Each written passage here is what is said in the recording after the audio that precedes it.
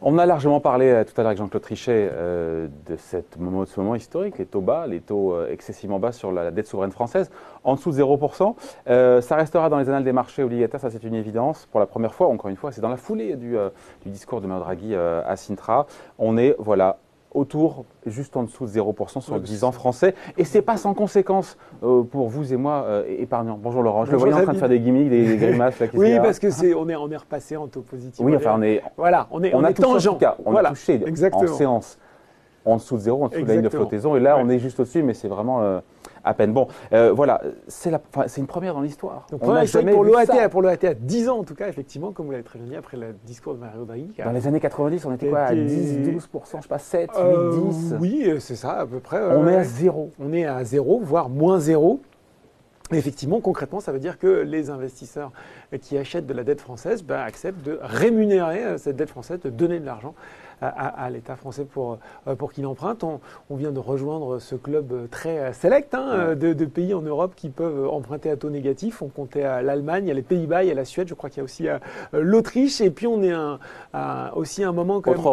Autre record, c'est ça, c'est que le stock de dette mondiale on sort de la France, à taux négatif est un plus haut historique. On est sur 12 000 milliards de dollars. Donc c'est vrai qu'il y a là un moment notable à plus d'un titre. Alors on peut se dire, quand on pense à la collectivité, notamment la France, qui chaque année doit s'endetter, doit refinancer 200 milliards d'euros sa dette, eh ben, ça coûtera moins cher. Bon, mais ça c'est un peu éloigné des considérations du commun des mortels de vous et moi. Au quotidien, ça aura des conséquences quand on est épargnant ou alors quand on emprunte, parce que l'un et l'autre ensemble. Exactement. L'un est le miroir de l'autre. On va commencer par les emprunteurs, on va dire, qui vont être favorisés. C'est tout bénef. On va voir, c'est tout bénef. Alors, tout le monde n'est pas d'accord sur cette corrélation entre l'OAT à 10 ans et le taux d'emprunt immobilier. Certains parlent plus d'une corrélation de façon de causalité. Ce qui est sûr, c'est qu'on voit quand même souvent que quand l'OAT à 10 ans monte, les taux immobiliers montent et ainsi de suite. Donc, on peut effectivement s'attendre que la première conséquence pratique, ce soit pour les emprunteurs, notamment les emprunteurs qui vont souscrire un crédit immobilier dans les mois prochains. On sait en plus que le crédit immobilier est un domaine très concurrentiel entre les banques. C'est un produit d'appel finalement assez peu risqué. Et donc on se dit, que dans les mois prochains, alors que, on disait profiter des taux bas parce que ça va remonter, et en fait, finalement, ça pourrait encore descendre. On était autour de 1,20, 1,10 sur des projets à 20 ans.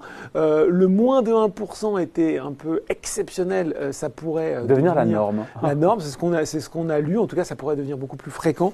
J'ai lu… je crois que c'était dans la tribune, quelqu'un qui est venu chez nous, Philippe Taboret, directeur général de CAFPI, qui disait que certains très bons dossiers arrivaient à obtenir 0,7% à 20 ans, ce qui me semble fou, et qu'effectivement, ce qui est pour le moment assez marginal, pourrait se généraliser. Donc, une bonne nouvelle pour les emprunteurs. À modérer quand même, parce qu'on peut s'imaginer aussi qu'à contrario, la faiblesse des taux ne va pas encourager l'immobilier à s'assagir, notamment la progression des prix.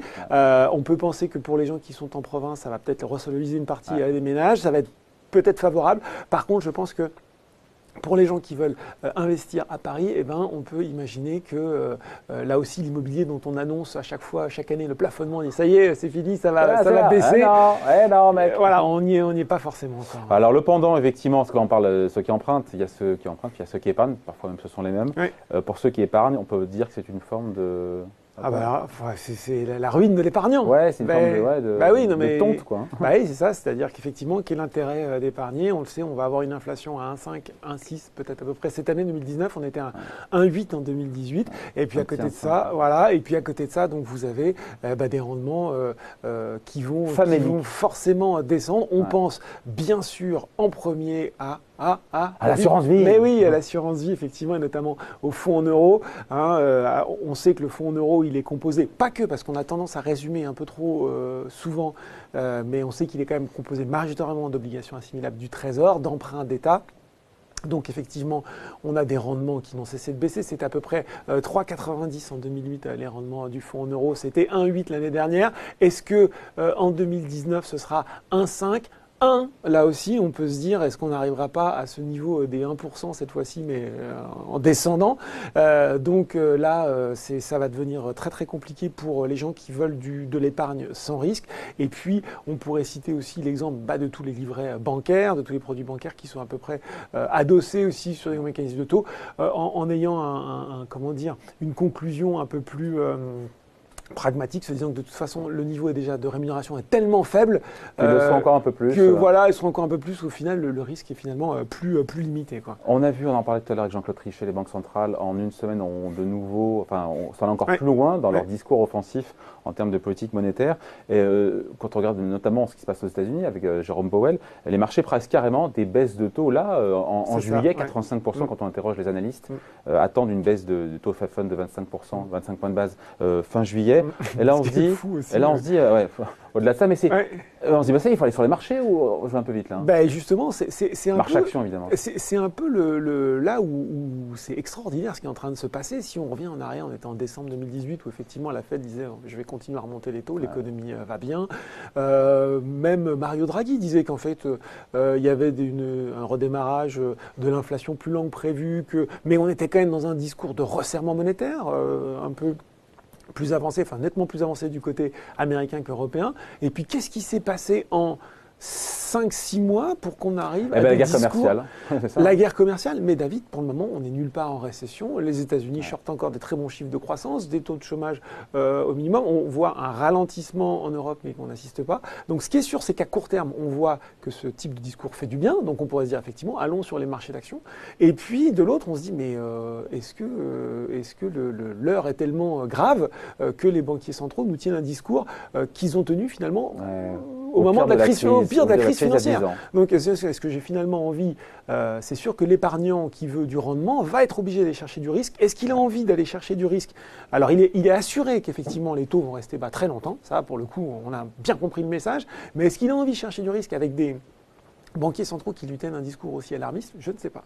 Ok. Et donc, la moralité, c'est quoi de l'histoire? C'est de se dire que mieux vaut être avec les taux bas, mieux vaut acheter son appartement que de mettre tout son argent sur un fonds en euros d'assurance. C'est ce qu'on pourrait résumer de façon un peu abrupte. Et puis derrière, il y a aussi, je voyais dans les échos, cette question de dire est-ce que ça ne va pas créer même une course à l'endettement finalement, en se disant que l'argent est tellement peu cher, pourquoi ne pas en profiter? On rappelait quand même que la France, on était à 132% d'endettement privé par rapport au PIB, c'est le plus fort par rapport aux différents pays d'Europe, c'est 92% pour l'Allemagne, 106% pour l'Italie. Là aussi, moi, à titre perso, j'ai du mal à y croire, même si ça augmente effectivement. Je vois mal les Français, on l'a vu, les mouvements, les mesures de relance d'Emmanuel Macron se sont pas vraiment traduites dans la consommation à l'heure actuelle. C'est épargné pour l'instant. C'est épargné pour l'instant. Mais ça rapporte rien. Voilà, vous avez bien résumé le paradoxe. Donc effectivement, des taux négatifs qui vont faciliter les emprunteurs, mais qui, d'un autre côté, n'ont peut-être pas envie de s'endetter dans un climat de confiance un petit peu moins favorable. Et par contre, oui, pour les épargnants, là, c'est vraiment très difficile. Voilà, tout ça n'est pas sans conséquence, encore une fois, sur les épargnants. On voulait faire le point, donc, après cette nouvelle historique, encore une fois, les taux à 10 ans souverains français qui sont maintenant à 0%. Merci Laurent. Merci David. Bye.